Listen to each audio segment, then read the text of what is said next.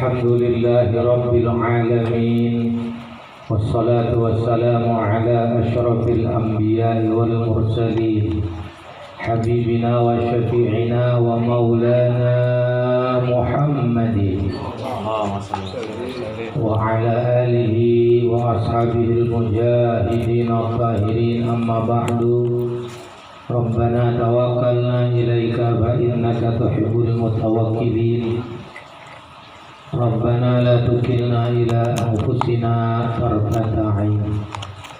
Hadratul mukarramin yang sama kita muliakan keluarga besar sahibul musibah, tanpa terkecuali doakan mudah-mudahan selalu diberikan ketabahan dan kesabaran, kekuatan iman dan takwa oleh Allah Subhanahu wa taala. Yang juga sama kita muliakan para alim ulama, para kiai, para asatidz, para sesepuh, segenap tokoh masyarakat, tidak lupa aparatur pemerintah yang hadir, Bapak Ketua RT, juga wabil khusus guru kita Al-Mukarram Al-Ustadz Niswan, mata'anallahu fi tuli hayatihi fitaraini amin. Dan tidak lupa yang saya banggakan, saya cintai, segenap jamaah takziah yang malam ini hadir. Mudah-mudahan senantiasa selalu mendapat rahmat, berkah dan keridhaan dari Allah Subhanahu wa taala. Puji dan syukur mari sama-sama kita panjatkan kehadirat Allah Azza wa Jalla, karena dengan karunia rahmat dan nikmat yang Allah anugerahkan kepada kita, malam ini kita sama-sama bisa berkumpul di tempat yang mulia ini. Tentu pertama dalam rangka silaturahim, sekaligus kita melaksanakan acara takziah bersama, membaca zikir, yasin, tahmid, tahlil, sebagian ayat-ayat suci Al-Quran, sholawat. Mudah-mudahan apa yang kita baca diterima oleh Allah Subhanahu wa taala. Dan kita niatkan pahalanya untuk hadiah khususnya almarhumah Masenah, Saudari Masenah binti Haji Jidih. Mudah-mudahan segala amal ibadah beliau yang pernah beliau lakukan semua diterima dan dilipat gandakan pahalanya oleh Allah Subhanahu wa taala. Dosa, kekhilafan dan kesalahan selama hidup beliau di dalam dunia ini, mudah-mudahan semuanya diampuni Allah Subhanahu wa taala. Wafatnya beliau husnul khatimah, alam kuburnya Allah jadikan taman dari taman surganya Allah Subhanahu wa taala. Dan tentu buat kita semua yang hadir, mudah-mudahan kita juga senantiasa mendapatkan anugerah pahala dari Allah Subhanahu wa taala dalam membaca Quran, yasin, tahmid dan zikir sama-sama. Selain itu, sesuai janji Allah, ala bizikrillahi tatmainnul qulub.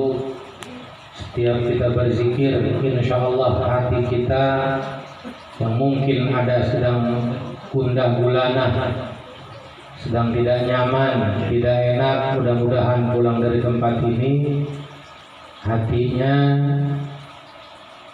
dijadikan hati yang bahagia oleh Allah Subhanahu wa taala. Dosa-dosa kita pulang dari tempat ini semuanya mudah-mudahan diampuni oleh Allah Subhanahu wa taala. Dan tentu kita berharap kepada Allah betul-betul apa yang dijadikan pelajaran oleh Allah buat kita yang masih hidup dengan kematian ini. Sungguh Saudari Masenah terhitung masih begitu muda, kurang lebih berapa tahun umurnya? 40 tahunan ya, 42 tahun, 43. Ya mungkin kalau buat yang hadir banyak yang sudah lebih kali ya. Ada nggak yang sudah lebih dari 43 tahun aja? Nah itu pelajaran. Beliau 43 sudah diambil 42. Nah kita yang udah 2 kali lipat juga kayaknya ada di sini ya. Ini jadi pelajaran lah, nggak apa-apa. Kalau 75, masya Allah lah bonusnya banyak apa mbak? Ini jadi pelajaran. Pelajaran apa? Pelajaran buat yang masih hidup bahwa kita juga akan meninggal dunia. Sebenarnya masalah mati mah nggak usah pakai diomongin terus. Semua orang udah pada tahu kalau bakal meninggal. Jangankan orang Islam, orang kafir juga tahu. Itu orang-orang Cina yang kagak pada cebok kalau habis kencing tetap tahu kalau mereka akan meninggal. Benar apa enggak? Benar. Berkenaan dengan mati tahu. Dan masalahnya konsekuensi setelah kematian yang ini kemudian jadi konsekuensi bagaimana hidup dalam dunia. Sehingga Al-Quran itu dalam surah Yasin yang terus dalam ta'lim kita baca itu diingatkan wa daraba lana matalau wa nasiya khalqah. Jadi ketika Rasulullah menyatakan nanti setelah kematian ada kehidupan, ada pertanggungjawaban, akan dihidupkan kembali yang sudah hancur lebur semuanya bakal dihidupkan untuk mempertanggungjawabkan apa yang dilakukan selama hidup di alam dunia ini. Itu yang jadi masalah. Jika Allah katakan wala syakhalqah, enggak percaya. Jadi orang itu sebagian mati percaya ada kehidupan setelah kematian, itu yang kemudian banyak enggak percaya. Konsekuensinya hidup sedang di alam dunia itu. Maka orang itu kemudian dalam surah Yasin itu darabalana masalah wa nasiya khalqah qala may yuhyil idhama wa hiya ramim. Ketika Rasul mengatakan setelah mati ada kehidupan sebagai pertanggungjawaban terhadap apa yang kita lakukan dalam dunia ini. Tadi qala orang itu berkata man yuhyil ladzi man yuhyi alladzi di mana? Jadi dia mengatakan siapa yang bisa menghidupkan. Jadi orang itu bukan percaya kemudian beramal soleh mau ibadah persiapkan bagaimana kehidupan yang akan datang, malah ngambil pacul kemudian dicari kuburan yang paling tua, digali kuburan itu, diangkat tulang belulang yang sudah hancur ke hadapan Rasulullah. Nanti kalau udah begini siapa yang bisa hidupin lagi kalau di tulang belulang?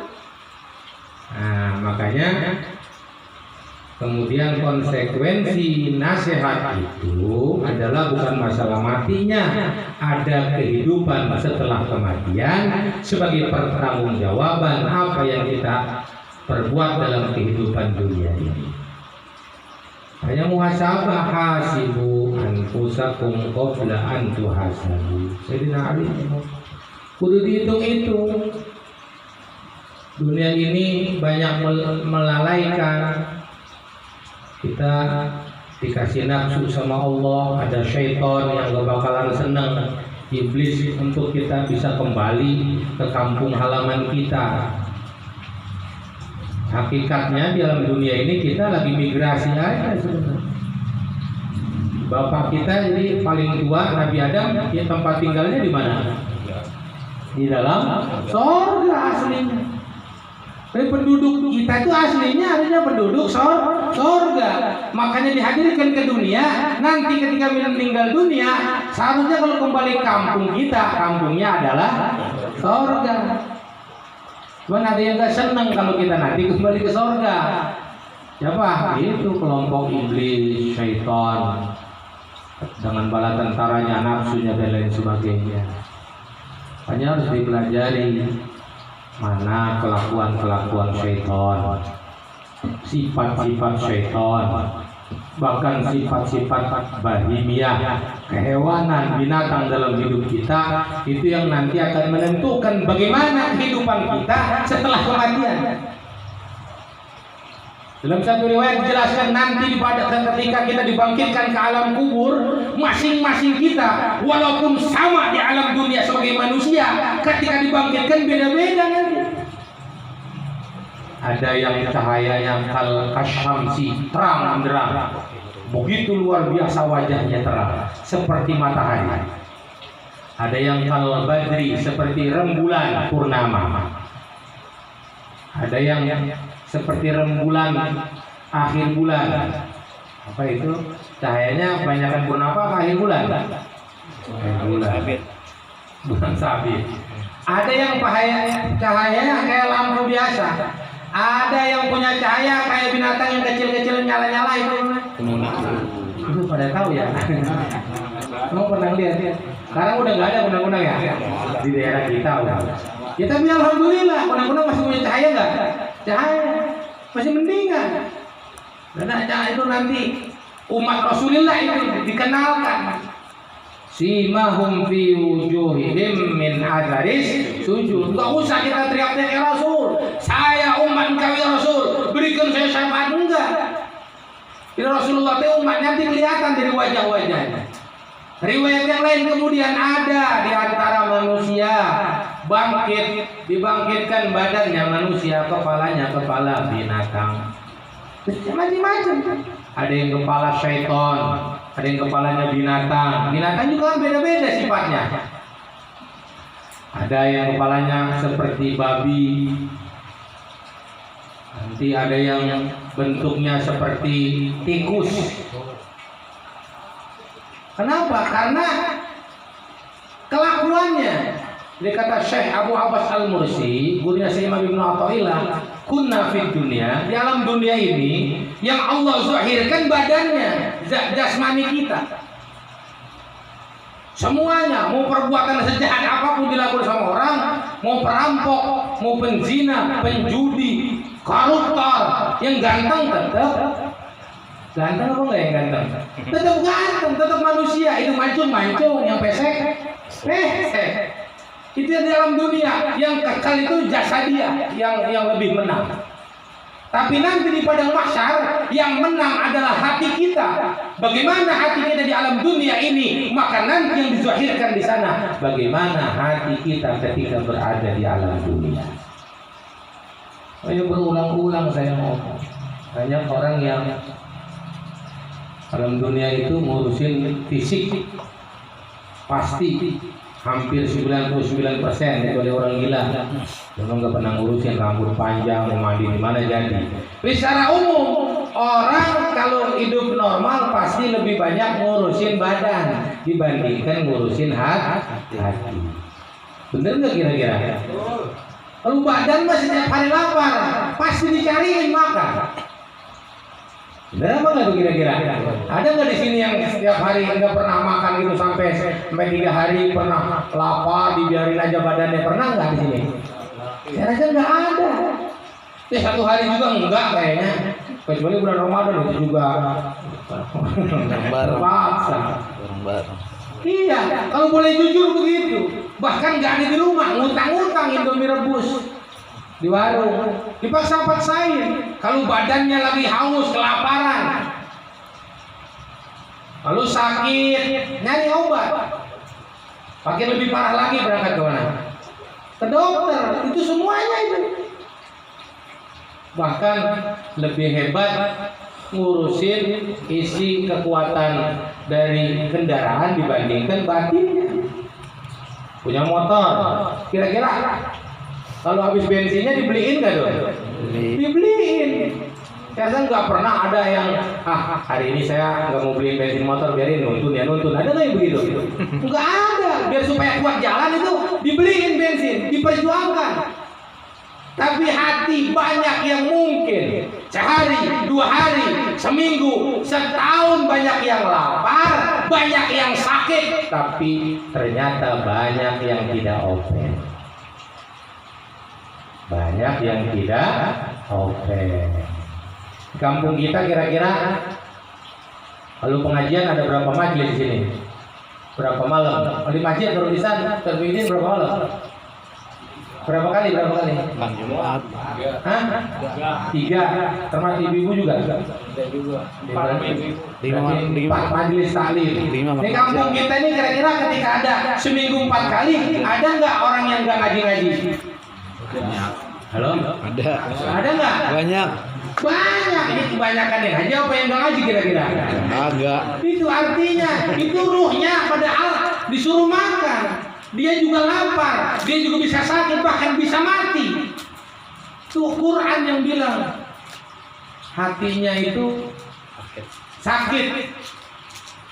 Fazada gimana? Fi qulubihim marad, kata surah Al-Baqarah. Dalam hati mereka ada yang penyakit, sakit hatinya. Enggak diurus-urusin. Buktinya apa? Kalau badan makan apa aja enak dimakan, kalau hati makanannya bukan roti, bukan nasi, bukan lauk, tapi makanannya adalah ibadah. Kalau makan apa orang lagi sehat kan makan apa aja enak ya. Badan sehat nih, makan apa aja enak. Jangankan makan yang mahal, itu makan nasi baru mateng, sama sambal, sama rendang daging padang aja udah enak banget. Kan main. Iya nggak kira-kira? Iya kalau padang. Nah, sama nasi, sama sambal baru matang, sama tempe goreng aja. Kalau badan sehat enak apa enggak? Enak. Jengkol. Tapi kalau badan sakit, jangan kening model begitu. Makanan yang paling kita hobi, paling mahal sekalipun, enak apa enggak dimakan? Enggak, jadi enggak mau makan. Itu ciri-ciri badan sakit. Kalau ciri-ciri hati sakit, makan apa aja enggak enak. Makanan dia baca Quran, itu makanan tuh hati itu. Coba perhatikan coba. Zikir, perhatikan, enak apa enggak? Kalau zikir kita enak, berarti hatinya sehat apa sakit? Sehat. Kalau ibadah enak, berarti hatinya sehat apa sakit? Kalau tahajud enak, berarti hatinya sehat apa sakit? Tahajud enak, sholat witir enak gitu, dilaksanakan, berarti hatinya sehat apa sakit? Nah, berarti kita setiap malam rajin tahajud apa enggak? Witir apa enggak? Alhamdulillah jawab 3 orang. Ini perhatikan ini. Harus diurus. Sebab yang nanti akan lama menikmati kenikmatan itu bukan badan sebentar. Jangan salah. Badan sebentar. Makanya muhasabah itu pelajaran pulang dari mau'idhah hasanah ini. Mau itu bukan dari ustaznya, mau itu dari kematian ini. Kita bakal meninggal, udah pasti itu. Mau tidak mau. Dan yang paling harus kita muhasabah, apa yang bakal kita bawa menghadap Allah Subhanahu wa Ta'ala. Apalagi kalau sudah para sahabat Imam Ali itu menggambarkan kalau sudah usia di atas 40 tahun. Itu gambaran ya, perhatikan ya. Hidup kita kalau dari 40 tahun kudu lebih banyak mempersiapkan akhirat dibandingkan urusan dunia. Sampai beliau bilang kalau ada orang sudah 40 tahun ke atas masih dunianya mengalahkan akhiratnya, kudu hati-hati. Kudu apa Pak? Hati-hati. Di sini ada yang udah 40 tahun ke atas ini. Banyak. Ayo muhasabah. Kalau boleh ngitung, kalau kita coba jawab sama-sama, hidup kita itu lamaan di atas tanah apa di bawah tanah kira-kira? Bawah tanah. Iya, dihitung nih. Di setiap hari harus melihat kira-kira 24 jam yang diberikan Allah untuk persiapan hidup dunia dan akhirat, banyakkan kita gunakan untuk apa itu? Itu dihisab semua nanti per harinya itu, per detiknya. Semuanya, jangan anggap jangan anggap enggak. Apanya? Semua nikmatnya. Tatus'alunna yawma idzin 'anil na'im. Makanya umur mah bukan masalah panjang ukurannya, bukan. Yang paling utama masalah umur itu barokah. Apa Pak? Barokah. Terus umur 100 tahun, tapi kehidupannya cuman tidur, bangun tidur langsung ngopi, makan, jalan-jalan, nah, terus kongkok, nyari duit, pulang, tidur lagi, terus 100 tahun. Terus apa yang didapetin? ngopi lagi, jalan-jalan lagi, mancing lagi. Itu aja, sama pengajian lewat, sama sholat lewat, sama sedekah pelit. Buat apa yang model begitu? Numpuk-numpuk, tidak syukur terhadap nikmat Allah, pertanggungjawabannya berat, saudara. Ada orang ya Teh Nawawi umur 40 tahun, tapi hampir semua sunnah Rasulullah dijalankan. Imam Nawawi, Pantanara, Syekh Nawawi mengarang kitab. Itu beliau umurnya 40 tahun meninggal, belum beristri, belum beranak, tapi semua sunnah-sunnah Rasulullah dilaksanakan sama beliau. Cuma satu sunnah yang beliau nggak laksanakan, nikah. Apa? Nikah. Bukan karena tidak cinta kepada Rasulullah, bukan, karena hatinya sudah penuh dengan Allah. Pagi, siang, sore, malam. Makanya kalau kita muhasabahnya itu perhatikan hidup kita itu urusan akhirat, melihat yang di atas. Ulama-ulama, para sahabat Nabi, para wali-wali itu banyak yang wudhu sholat subuhnya dari wudhu sholat isya. Wah, Ustaz, di sini juga banyak. Saya aja sendiri wudhu sholat subuh, pakai wudhu sholat isya. Udah hebat bener. Biasanya sholat isyanya jam 4, ya pantas. Kalau wali-wali enggak. Saya Abu Hanifah itu satu malam 500 rakaat sholat sunnah.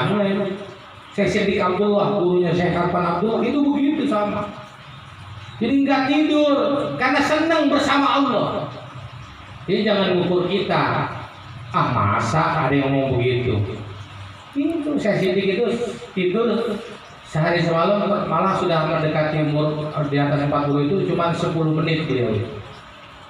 Ini kan masalahnya kenikmatan.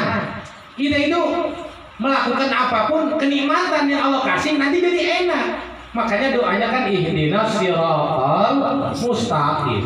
Ini paling utama doa yang diajarkan Quran. Sebelum diajarkan doa biar keluarga hebat, biar istrinya enak, anak jadi anak soleh-soleha, biar duitnya banyak, jabatan tinggi dan sebagainya, kita diajarkan ihdinas siratal mustaqim. Hidayah. Loh, orang udah hidayah itu hatinya enak dipakai ibadah, nggak usah dipaksa. Oh enak kok. Coba bapak nih punya makanan hobi gitu, dilapar, kira-kira udah dipaksa apa maksa malah buru-buru pengen makan? Harus dipaksa apa nggak kira-kira? Enggak ada, malah berebut, malah kalau jauh dicari-cari. Sama hati itu kalau sudah dapat taufik dan hidayah dari Allah, ibadah dicari-cari. Kayak orang dikasih khidlan itu kebalikan dari hidayah. Jadi kalau buat pengajian berat, dengerin ceramah baru sebentar aja tuh ngeliat jam mulu. Ada orang kampung saya, bukan orang sini, bukan. Lu ngaji kayak nggak betah bener lama. Tapi kalau ngeliat handphone bisa berjam-jam. Kalau mancing bisa nambah. Ada yang begitu, ada. Main layangan, jangankan siang malam dilakonin.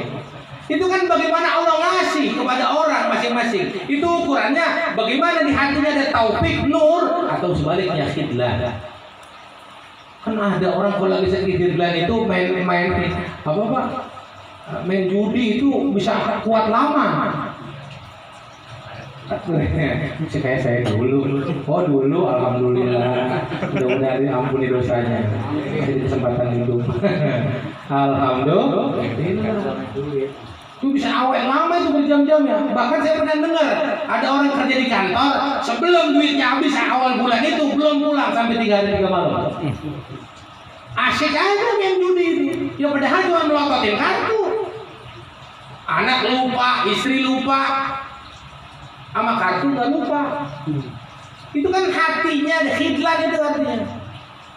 Kira-kira kita pengen dapat taufik apa khidlan kira-kira?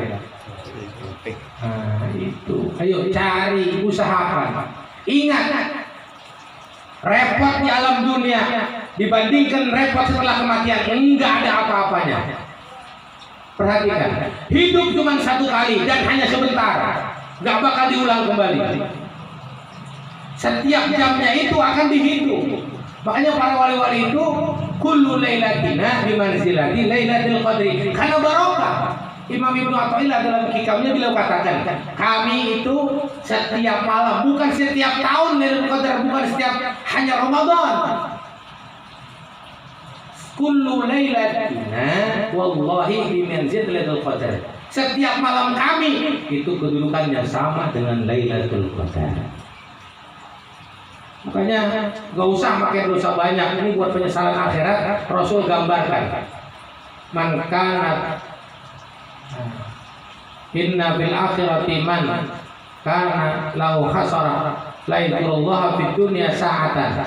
Kata Rasulullah, nanti di akhirat itu ada orang yang menyesali, merasa rugi ketika ingat di alam dunia 1 jam dia nggak berzikir kepada Allah Subhanahu wa taala.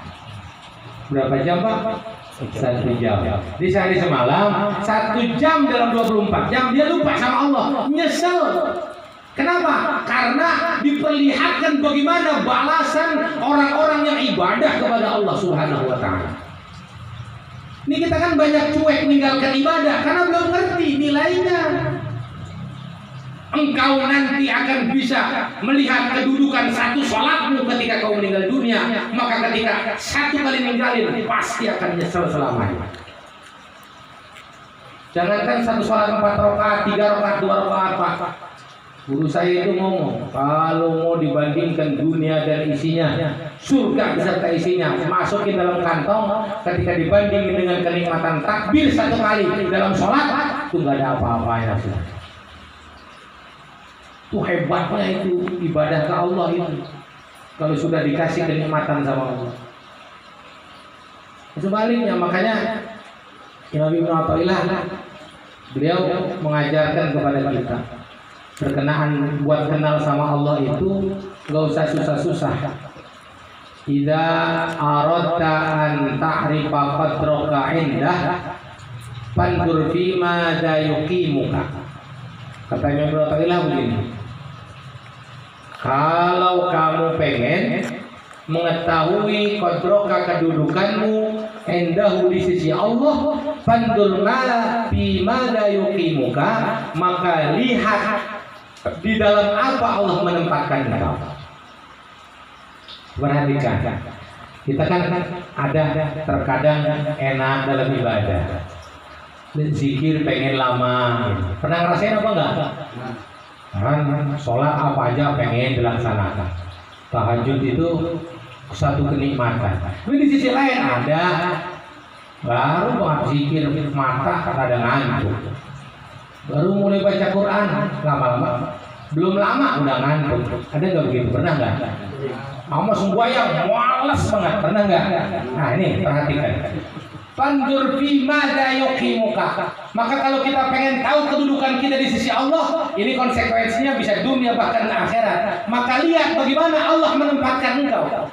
Ketika engkau merasa nyaman dalam ibadah, senang buru-buru melaksanakan apa yang Allah senangi, berarti Allah senang kepada kalian. Perhatikan, ulangi. Kalau kita senang untuk banyak ibadah kepada Allah, maka insya Allah berarti Allah senang kepada kita. Yang kedua, perhatikan. Guru saya Syekhuna Ki Arfan, beliau mengkritisi doa makom beliau, tapi ini tidak salah yang diajarkan Rasulullah, bahkan yang setiap Ramadan kita baca ya, Allahumma inna nas'aluka ridhaka wal jannah wa na'udzubika min sakhatika wan nar. Ini makom beliau yang udah tinggi. Ini doa nggak salah. Jadi ya Allah, saya minta ridhomu dan minta surga, minta perlindungan dari murka dan neraka. Itu kata beliau. Kalau wali-wali kelas tinggi itu pemahamannya belum sempurna. Di ridho itu kata beliau nggak usah diminta. Ulangi, ridho tidak usah diminta. Terus bagaimana? Ridho itu dilaksanakan. Ulangi, ridho itu dilaksanakan. Maksudnya bagaimana? Begini jamaah sekalian, dalam syarah kitab Hikam itu dijelaskan bagaimana kita di hadapan Allah itu sesungguhnya bagaimana kita kepada Allah. Ini nggak usah minta ridho Allah. Ridho Allah itu bisa kita lihat dalam diri kita ketika kita sudah ridho kepada Allah. Halo, paham nggak sampai sini? Paham nggak ridho kepada Allah? Nggak ada yang jawab sama sekali. Ini kita hidup di dunia ini, Bapak jamaah sekalian, perhatikan. Alam semesta ini ciptaan siapa? Allah. Yang membuat keinginan siapa? Allah. Apa yang terjadi? Keinginan siapa? Allah. Hakikatnya keinginan Allah. Bahkan kalau kita punya kepengenan, dalam ilmu hakikat nggak ada. Sebenarnya itu kepengenan Allah. Ketika kita punya amal perbuatan, di dalam ilmu hakikat ya, sesungguhnya itu semua juga perbuatan Allah. Kan kita punya kekuatan nggak bisa kecuali ditolong sama Allah. La haula wala quwata illa billah. Maka ketika dizohirkan sama Allah, kita rajin ibadah, kita rajin zikir, rajin sholat, berarti yang lagi seneng siapa sebenarnya kepada kita? Allah. Kalau kita kesel, oh hidup begini bener, oh banyak masalah, berarti itu kehidupannya yang ngadu siapa? Masalah yang menurunkan siapa? Berarti dia kesel sama siapa? Coba jawab yang mantap, apa cuma 6 orang doang jawab. Ini waktunya udah gak bisa kali ya. Ini penting ini. Bekal. Biar supaya paham. Jadi ketika kita ingin melihat bagaimana kita di hadapan Allah, lihat bagaimana hati Allah dalam hati kita, gitu maksudnya. Makanya belajar ilmu tasawuf, ilmu hakikat itu rohani. Ujungnya pasti hatinya akan senang kalau sudah dikasih terang sama Allah Subhanahu wa taala. Dan para wali-wali ilmunya emang ilmu hakikat. Ala inna auliya Allah la khaufun alaihim wa lahum yahzanun. Ini dalam yang hadir malam ini ada yang sedang lagi punya masalah apa enggak nih? Artinya lagi ada yang gundah gulana apa enggak? Ini mudah-mudahan terang nih dengan masalah ini. Jadi kata Allah, aku itu bagaimana sangkaan hambaku kepadaku. Bagaimana sangkaan engkau kepadaku, itulah aku. Kalau kita merasa Allah baik banget, Allah luar biasa, kasih dan sayang, gak bakalan Allah menyakiti hambanya, kita yakin begitu, maka pasti itulah aku, kata Allah. Itu hadis kutsinya. Kalau banyak mengeluh, banyak deh ini COVID susah benar, nggak COVID saya punya duit susah gitu. Itu orang itu sampainya cuma kepada yang kelihatan. Emang yang ngasih rezeki kita siapa? Coba jauh yang mantap benar itu lah. Yang ngasih rezeki kita siapa? Allah apa kerjaan? Allah apa bisnis? Jadi Allah nggak pernah nggak ada, Allah nggak pernah kurang, Allah nggak pernah lebih, ya segitu Allah. Waktu boleh berubah, mungkin banyak masalah, tapi kalau kita bersama Allah pasti nggak ada berubah dan nggak enak. Jadi masalah ini kita sama Allah jauh apa dekat masalahnya. Jadi orang yang susah, satu rahasianya karena jauh dari Allah. Maka muhasabah, ayo buka mata batin kita. Bagaimana Allah di hati kita? Ada kita di dunia ini suruh nyaksikan sifat-sifat Allah, tauhid, sifat-sifat Allah, asma Allah, af'alullah. Bicara af'alullah aja cukup sebenarnya menyenangkan, jadi hati senang. Jadi kalau sudah melihat perbuatan-perbuatan Allah nggak ada yang jelek. So Allah mengajarkan Alhamdulillahirabbil alamin. Nggak ada. Ustaz, kalau saya banyak utang. Nah, banyak duit, bagus. Banyak utang, nah, jelek. Ulangi. Dalam hidup ini ada nggak yang atur? Aturan siapa? Allah. Kita duit banyak, aturan siapa? Kita duit dikit, aturan siapa?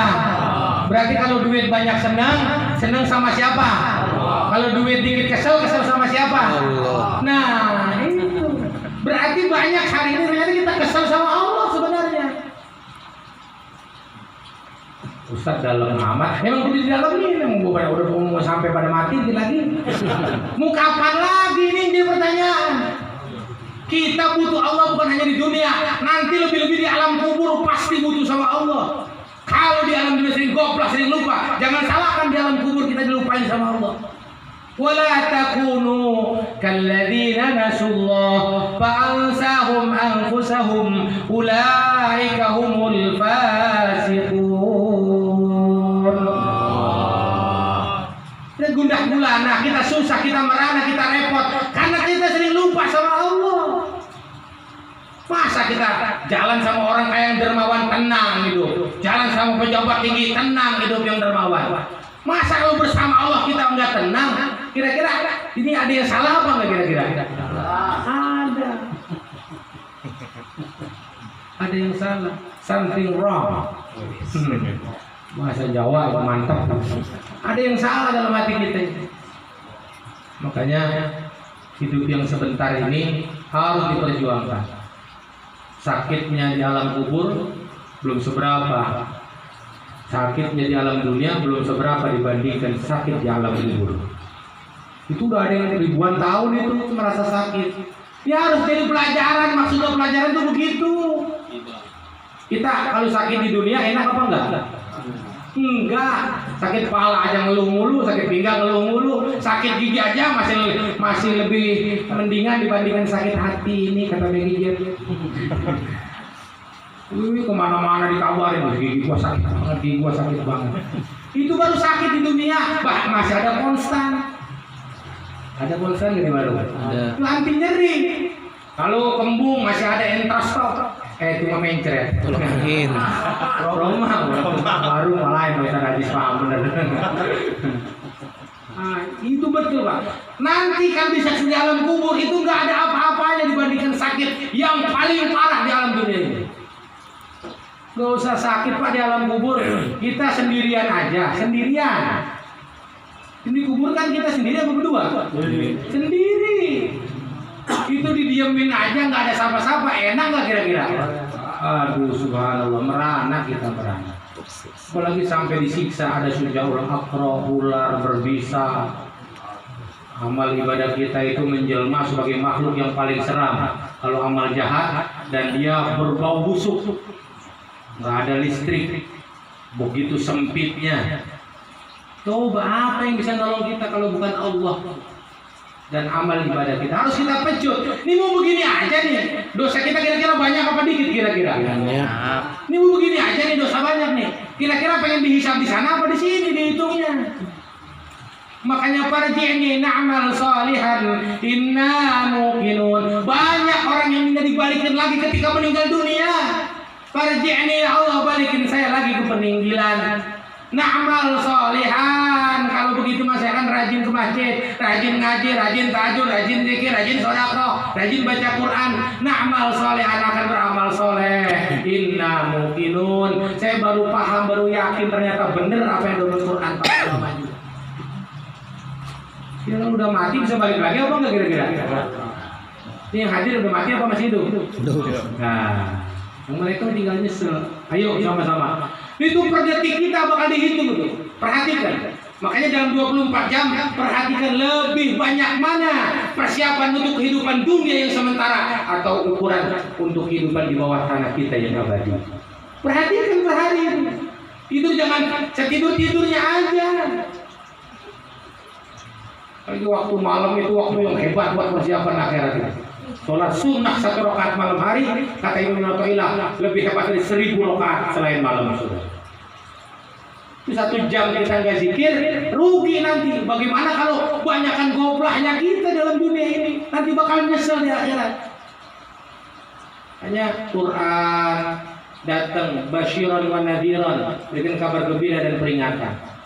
Kematian ini kita diingetin. Ayo sama-sama perhatikan per jam kita, per detik kita. Kalau wali-wali itu 1 napas tidak berzikir kepada Allah maka jadi bangkai.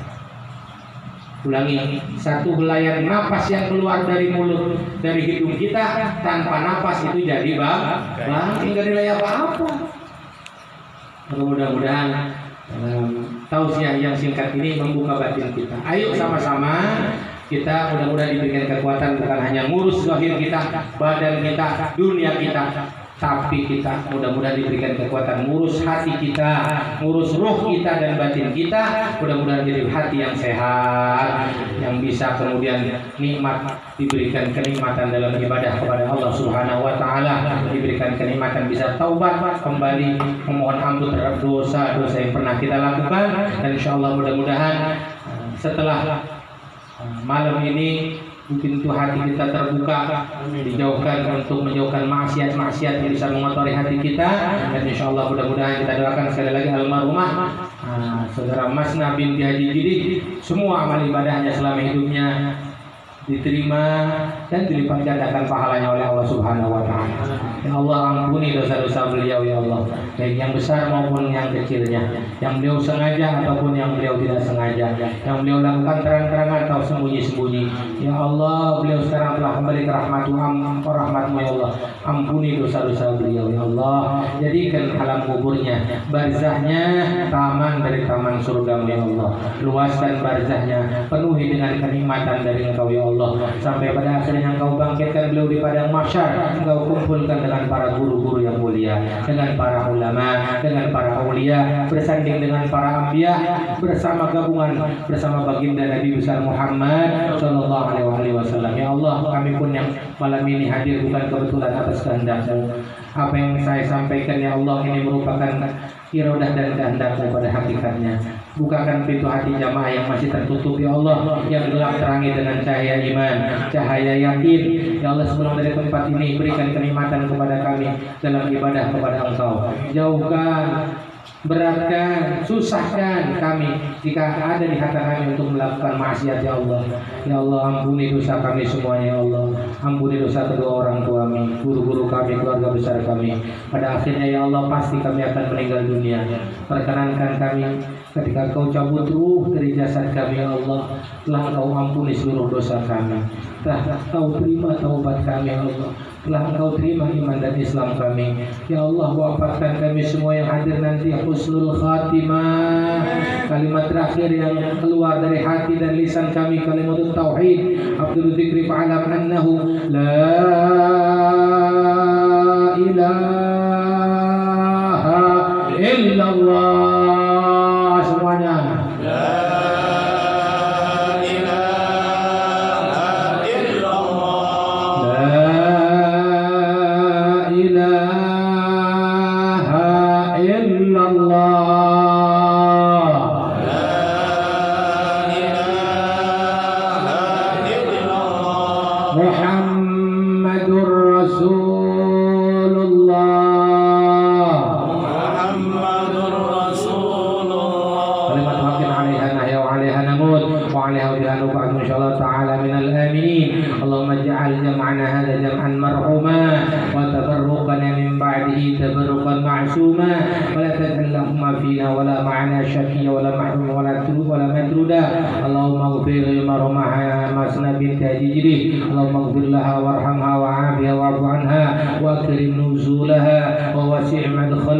واغسلها بالماء والثلج والبرد ونقها من الخطايا كما ينقى الثوب الابيض من الدنس وابدلها دارا خيرا من دارها واهلا خيرا من اهلها. اللهم اجعل قبرها روضة من رياض الجنة ولا تجعل قبر حفرة من حفر النيران، وانزل الرحمة والشعبة والنور والبهجة والسرور عليها وعلى جميع القبور، خاصة جميع القبور من صحيح المصيبة، جميع القبور من الحاضرين والحاضرات، جميع القبور من المسلمين والمسلمات، من أهل لا إله إلا الله محمد رسول الله. اللهم اغفر لهم وارحمهم وعافهم واعف عنهم واجعل الجنة مأواهم ومثواهم. اللهم اجعل قبورهم رياضا من رياض الجنان ولا تجعل قبورهم حفرا من حفر النيران. يا أيتها النفس المطمئنة ارجعي إلى ربك راضية مرضية فادخلي في عبادي وادخلي جنتي. ربنا توكلنا إليك فإنك تحب المتوكلين. ربنا لا تكلنا إلى أنفسنا طرفة عين. اللهم أحسن عاقبتنا في الأمور كلها. ربنا آتنا في الدنيا حسنة وفي الآخرة حسنة وقنا وقنا عذاب النار وادخلنا الجنة مع الأبرار وصلى الله على سيدنا مولانا محمد النبي الأمي وعلى آله وصحبه وسلم بفضله سبحان ربك رب العزة عما يصفون وسلام على المرسلين والحمد لله رب العالمين. Demikian, wassalamualaikum warahmatullahi wabarakatuh.